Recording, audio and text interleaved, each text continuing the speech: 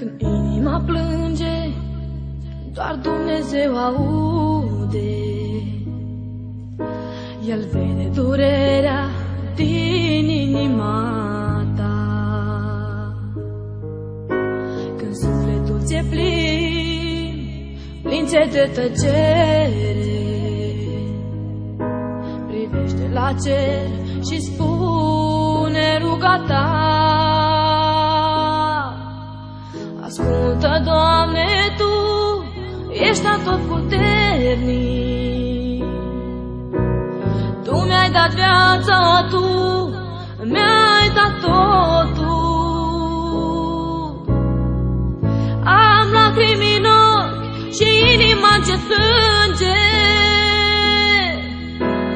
Sufletul tace, iar eu îți cer ajutor. Ascultă, Doamne, sunt singură pe lume.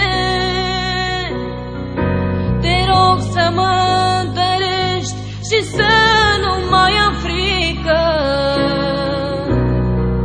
Durerea e mare și n-am unde să fug. Nu mai am puteri, ajută-mă, te rog. Când inima plânge, timpul se oprește și din țarea vieții apare păcatul.